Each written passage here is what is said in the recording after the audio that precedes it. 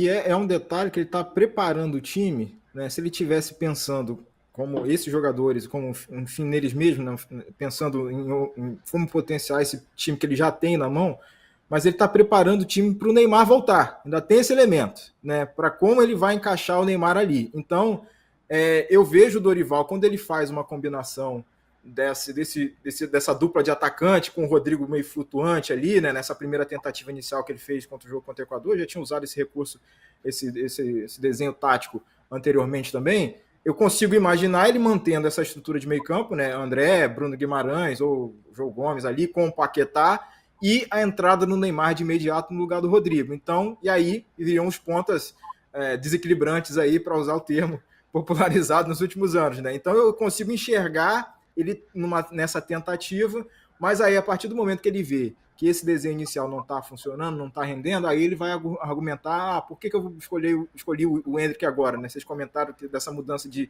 pensamento. Que ele olhou e percebeu que está faltando alguém, de fato, dentro da área. Inicialmente isso poderia ter sido o Pedro, poderia, mas aconteceu a fatalidade da lesão, e aí quando ele recorreu novamente ao esquema de ter um 10 ali, flutuador e tal, e aí estou falando um pouco de tatiquez aqui, mas de ter esse cara que foi o Rodrigo ali, não é o falso 9 ou um 10 flutuador, sei lá o que ali, mas não é o 999, e ter os dois pontas abertos, é um desenho que está mais afeito a receber de volta o Neymar. E aí o Neymar, sabe-se lá quando teremos Neymar novamente, mas enfim, pelo discurso dele em relação a isso, está esperando, obviamente, que o Neymar volte algum dia para a seleção brasileira, se é que estaremos todos lá, né? Todos trabalhando como técnico, todos trabalhando como diretor de futebol e todos cobrindo a seleção. Então, e todos jogando com camisa 10 da seleção. Então, se todos nós nos reencontrarmos, se é que estaremos na Copa do Mundo vivos quando o Neymar voltar, né? Porque o Neymar só diz posterga, sabe-se lá quando vai voltar. Nesse bem mundo hipotético das ideias... Bem fez o Jorge Jesus, que disse para ele, não, menino, você tem que se cuidar, continua aí, mais 2 meses.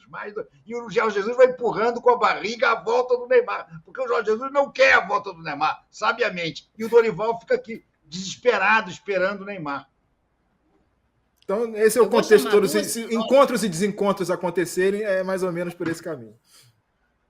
Peraí, nessa linha, Igor, só chamar aqui, que senão o Marinho fica bravo comigo, ele fica sonora. Eu vou chamar 2 sonoras na sequência, uma sonora do Dorival e uma sonora do Danilo, na coletiva de ontem, pré-jogo do Paraguai, contra o Paraguai, que acontece hoje, daqui a pouco, lá no Paraguai, e vou somar as informações do Igor, uma outra que eu apurei com a comissão técnica. Não é só esperando a volta do Neymar, não. Na próxima data FIFA, o corredor do lado direito é do Rafinha.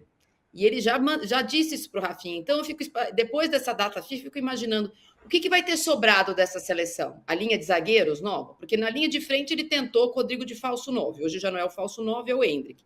E o Rodrigo vai para a direita. Só que a direita, ele já está abraçado, casado com o Rafinha. Então, na próxima data FIFA, não volta o Neymar, mas volta, então, o Rafinha. O Rafinha na direita. O Rafinha não foi convocado porque estava suspenso no jogo. E o Endrick volta para frente. Né, porque o Evanilson não foi mais chamado e o Pedro se machucou. Então, o outro 9 parece que ele não vai chamar, nem João Pedro, nem ninguém. E aí, quando voltar o Neymar para ser o 10, ou o Rodrigo dá um passinho para trás e pega e continua como falso, ou ele continua como falso 9 e o Neymar pega o lugar do Paquetá, ou quem vai rodar é o Rodrigo. Porque o Igor estava no dia da convocação também, ficou bastante claro o espelho que ele fez dos 22 jogadores, tirando os goleiros. É uma duplinha para cada lugar. E a duplinha do Paquetá é o Rodrigo. O Rodrigo não era a duplinha do Endrick. A duplinha do Endrick era o Pedro.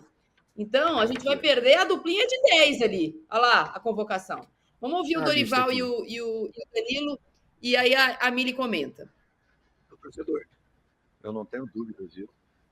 Podem esperar que nós estaremos na decisão da Copa do Mundo.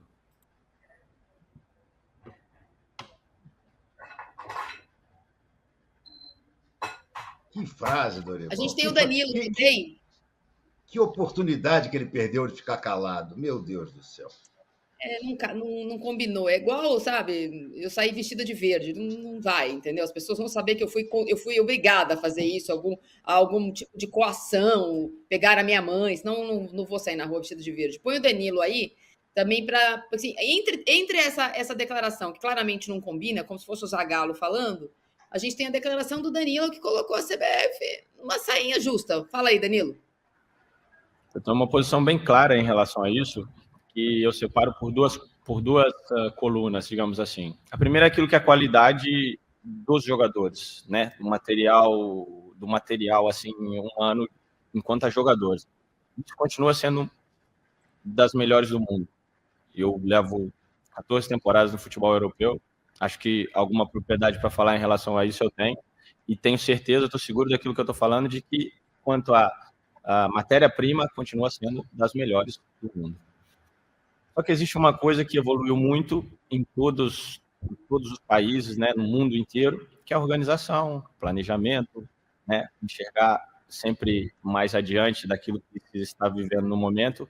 E eu estou seguro de que nisso a gente deixou a desejar há algum tempo nos outros 2 ciclos. Mesmo tendo isso muito bem feito, a gente não conseguiu vencer. Então, você pensa, se a gente não conseguiu vencer fazendo aquilo, a organização, planejamento, com muita seriedade, tudo minuciosamente bem, a gente não conseguiu vencer. Nesse momento, a gente está um passo atrás, justamente por isso. Porque a gente teve muita instabilidade. A gente, quando eu falo a seleção brasileira no geral, né? Teve muita instabilidade, muitos nomes, treinadores, estratégias, planos, jogadores, demorou a pensar um caminho que ia ser uma total renovação, não ia ser, ia se manter uma equipe, não ia. Então, assim, perdeu-se tempo em relação a isso e faz com que a gente esteja certamente um passo atrás daquilo que são as principais potências do campo, eu diria, mas tudo isso porque o nosso conjunto ainda não está bem feito, digo, conjunto. Matéria-prima, organização e planejamento. Agora sim, com o Dorival, e desde que ele entrou em março, as coisas começaram a entrar por um caminho onde se pode falar que existe um planejamento claro e bem feito, mas ficou a desejar, isso está bem claro, eu já falei isso para o presidente, e está bem claro que depois da Copa do Mundo a gente perdeu tempo, e isso faz com que a gente esteja um passo atrás, certo? Mili, então, posso falar? Fúnebre do tanto, né? Parece que ele vai falando, ele vai se dando conta do sincerão que ele está sendo. E aí ele tenta depois corrigir, mas já foi. Então, sim, o que ele diz é assim, houve já um momento em que a gente tinha organização, matéria-prima, como boa matéria-prima, mas também não ganhou, né? E agora perdemos, mas agora com o Dorival vai, gente, agora vai. Então, o pacto que a CBF tem com qualquer comandante que esteja ali, Tite, Diniz, parece que é com nomes, e não com uma filosofia de jogo. O que faz a gente dizer, sem nem pensar, que estão esperando a volta do Neymar? Quem falou que o Neymar vai voltar jogando bem? Quem é que pode garantir que depois de uma contusão tão séria, numa idade que já é uma idade mais avançada, o Neymar vai voltar a ponto de ser o cara cuja titularidade não é sequer questionada, assim como a do Rafinha. Então, o pacto é com nomes. A gente precisa se perguntar por quê. Por que o pacto é com nomes? Por que ninguém questiona isso? Outra, por que a gente não tem, na seleção brasileira, o pacto com uma filosofia de jogo? Por exemplo, gente, a gente sabe como joga a Argentina. A Argentina é fiel ao drama que é a cultura argentina, essa mesma do tango. A gente sabe como joga a Alemanha. A Alemanha é fiel a uma cultura, assim como a Inglaterra, assim como a Holanda. E o Brasil, gente? Onde a nossa cultura, a cultura verdadeira, a cultura das frestas, se manifesta no campo? Onde?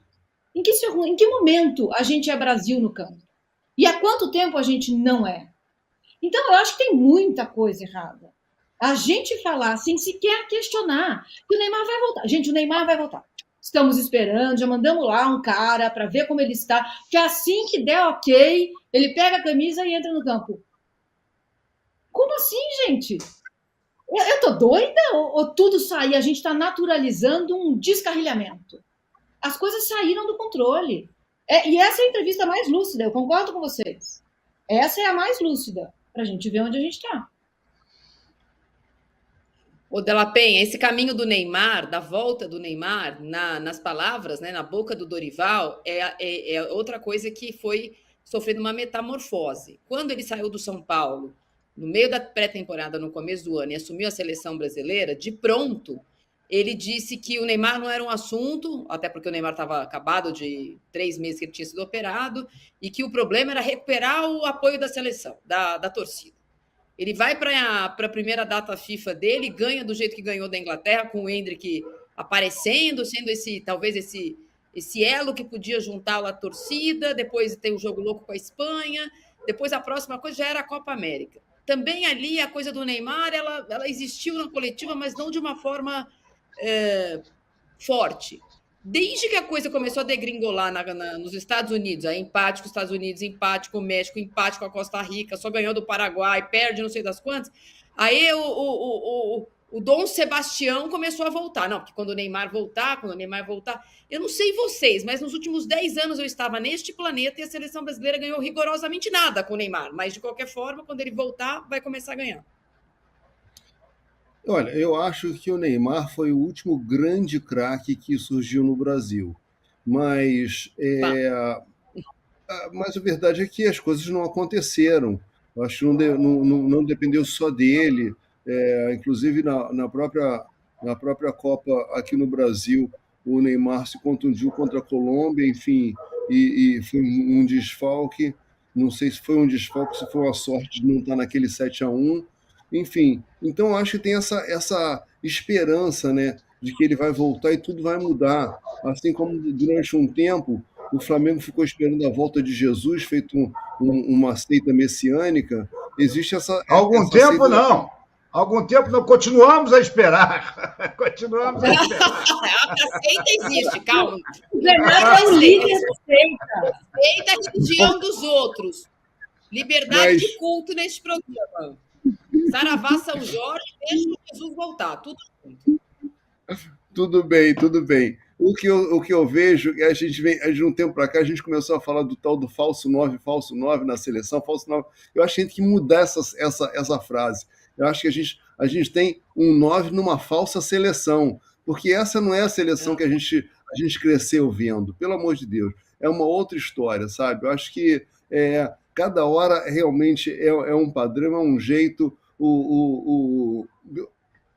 Cada um tenta impor ali uma coisa, não traz, justamente, não tem a cultura, a cara da seleção brasileira. A gente deixou de ver isso há muito tempo, sabe? E a volta do Neymar, realmente, cara, tudo bem, o Neymar, eu acho que ele foi o maior craque dos últimos tempos. Mas, assim, depois de tanto tempo contundido, eu fico lembrando, o que era o Ganso no Santos, depois ele se contundiu, e como ele demorou para fazer diferença no Fluminense, sabe? Então, por que o Neymar ele vai sair do 0 para 100, entendeu? Numa velocidade de Fórmula 1? Eu acho que enfim, é um messianismo que as pessoas querem que a gente acredite, que o torcedor acredite, para que ele não quebre, enfim, que ele continue buscando essa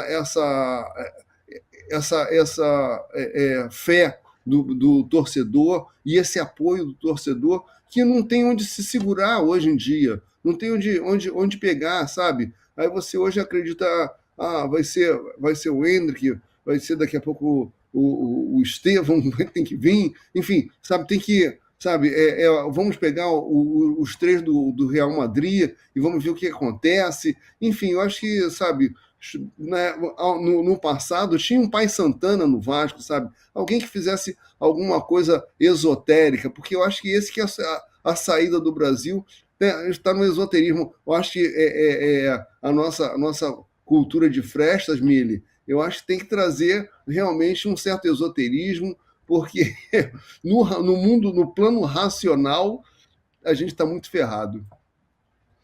Olha aqui, só para lembrar uma coisa, Marília. Marília, deixa eu só lembrar uma coisinha. Mas está com 32 anos. O Bruno Henrique sofreu a mesma contusão e teve que operar também ligamento cruzado. Ficou 8 meses fora. O Neymar já vai fazer 1 ano.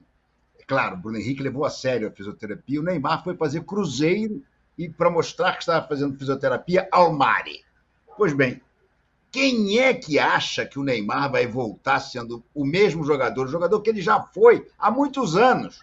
Porque ultimamente já não era mais. O Bruno Henrique está penando para voltar a jogar razoavelmente bem. Gente, o Neymar, na boa, o Neymar acabou. Quem acredita em Neymar, acredita em mula sem cabeça, em Curupira, em Papai Noel, nessas coisas todas, Coelhinho da Páscoa. Porque, pô, ele, antes da contusão, ele já não estava jogando nada. Tanto que foi parar na Arábia Saudita, gente. O Neymar é quase que um ex-jogador em atividade. Imagina depois dessa operação de ligamento cruzado e de 1 ano parado. Vai ser, na verdade, 1 ano e 2 meses. Alguém acha mesmo que o Neymar vai voltar a ser o que ele um dia já foi no Barcelona, no Santos, um pouquinho só no Paris Saint-Germain? É ter muita fé. É ter muita fé. Eu vou liberar o Igor, mas eu vou fazer de graça. Eu fiz um curso rápido de coach lá na Bienal do Livro, onde a senhorita Mili Lacombe esteve lindamente no sábado. Fui lá passear na Bienal do Livro. E aí tem um curso rápido de coach. Em 10 minutos você vira coach. E aí eu sei o que o Neymar tem que fazer para estar na final da Copa do Mundo junto com o Dorival. Contrata o preparador físico, o psicólogo, a namorada, sei lá quem que ele tem que contratar, do Rames Rodrigues.